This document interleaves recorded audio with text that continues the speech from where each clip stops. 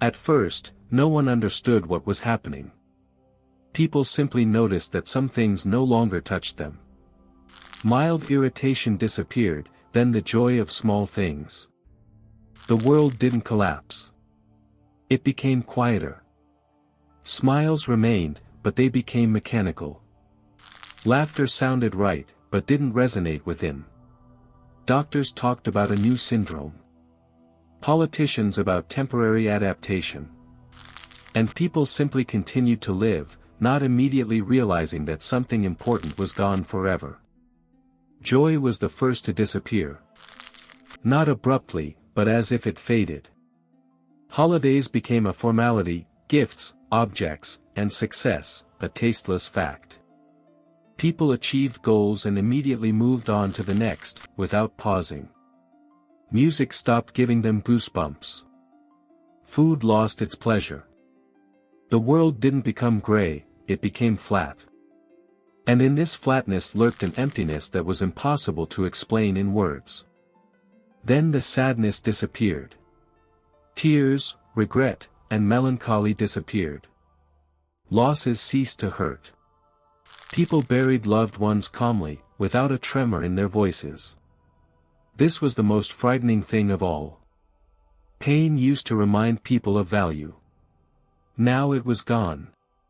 Psychologists said that this was progress, the release of suffering. But along with the pain, depth disappeared.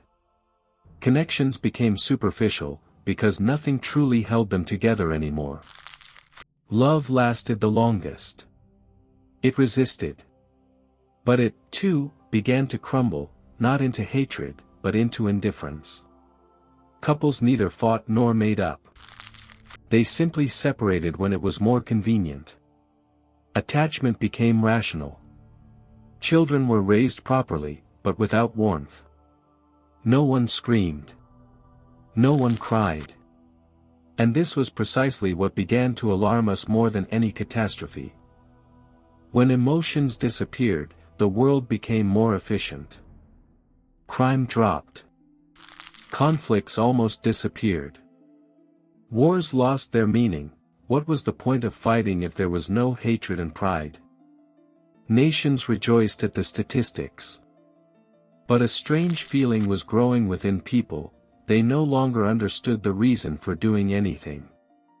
Goals existed, but motivation was dissipating. Life continued by inertia. Anger disappeared almost imperceptibly. People stopped raising their voices, stopped expressing indignation. Injustice no longer caused an outcry.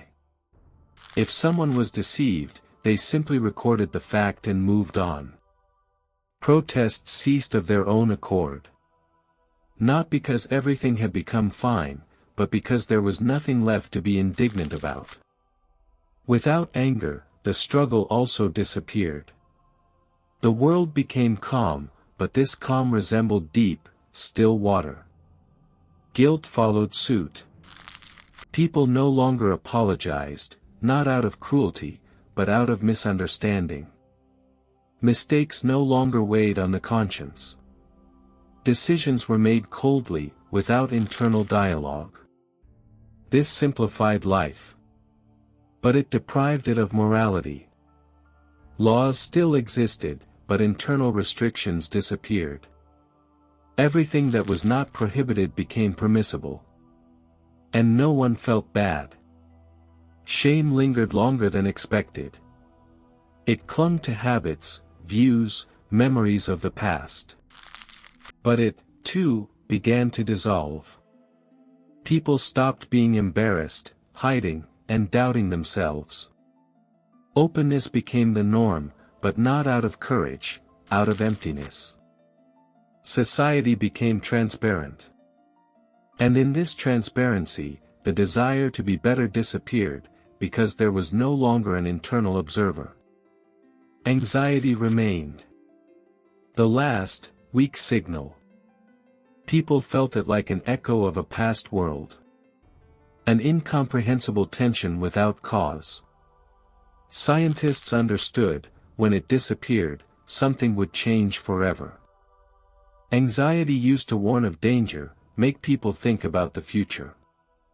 Now it was fading, and with it, the expectation of consequences.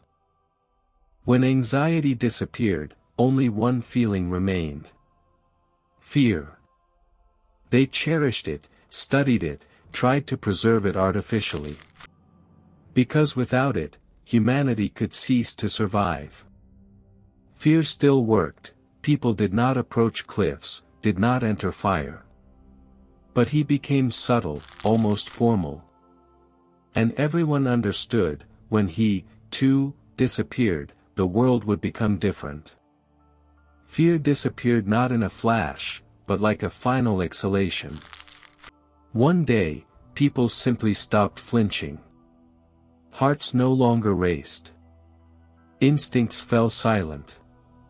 People could look at danger and merely register its existence, without feeling threatened. It was like perfect calm. Many mistook it for evolution. But it was at that moment that the world became truly fragile. People began to die strangely. Not because of catastrophes, but because of decisions. Some crossed the road without judging the speed of cars. Some experimented with their bodies without caution. If there was no stupidity, there was no caution. Fear used to be a boundary. Now the boundaries were gone. Death ceased to be frightening, but it did not cease to be final.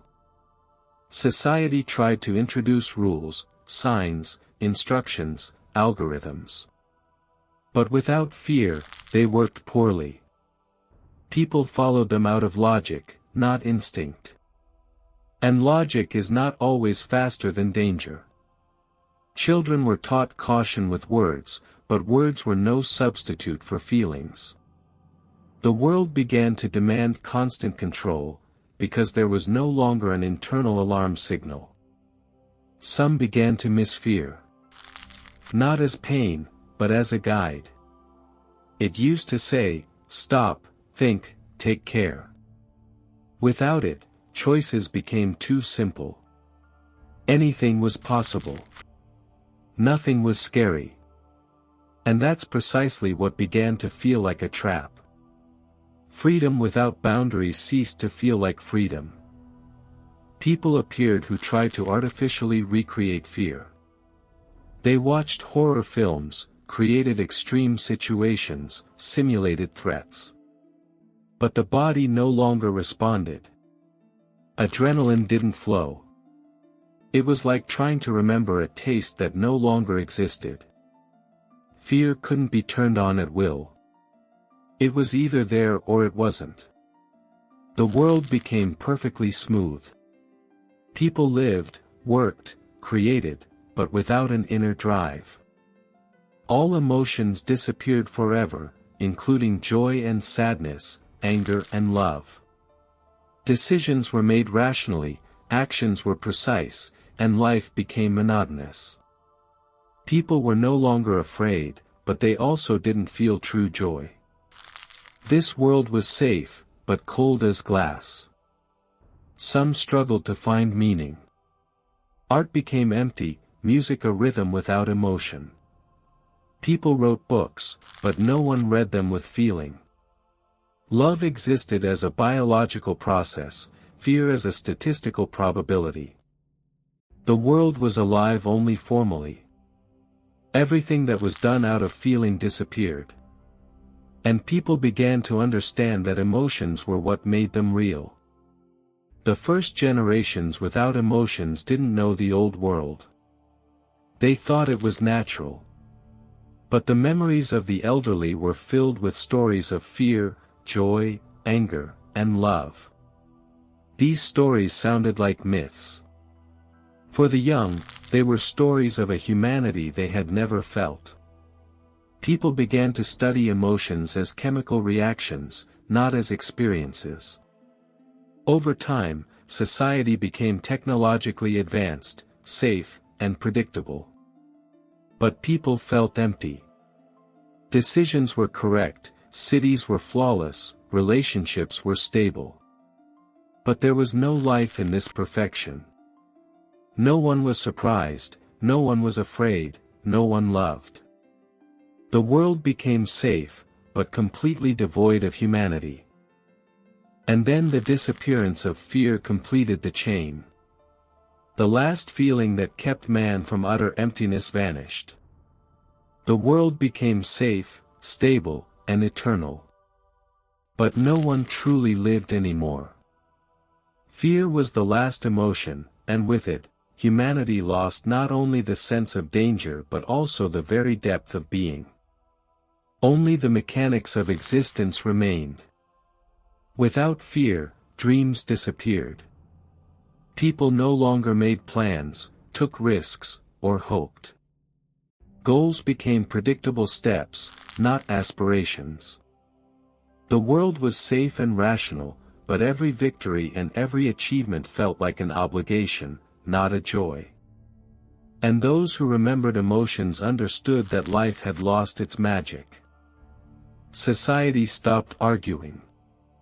All conflicts disappeared because there was no passion. People agreed to laws, ideas, and rules without debate. Every action was effective, but devoid of personal judgment. The exchange of opinions became a formality. Creativity existed as the fulfillment of a program. The world was smooth and predictable, but the emptiness in everyone's eyes was noticeable. Some tried to revive the world. They created virtual fears, simulated emotions, invented crises. But no one responded. Hearts no longer beat faster, eyes no longer widened, hands no longer trembled. The world resisted emotions. All of life became a simulation, and people became actors on an empty stage, playing roles but no longer feeling. In the end, humanity found itself in front of a mirror, safe, correct, perfect, but completely empty. People walked the streets, lived, breathed, but no fire burned within. Emotions vanished forever, and the world became a machine for existence. No one feared, loved, or dreamed anymore. The last emotion, fear, was gone. And with it, humanity ceased to be itself.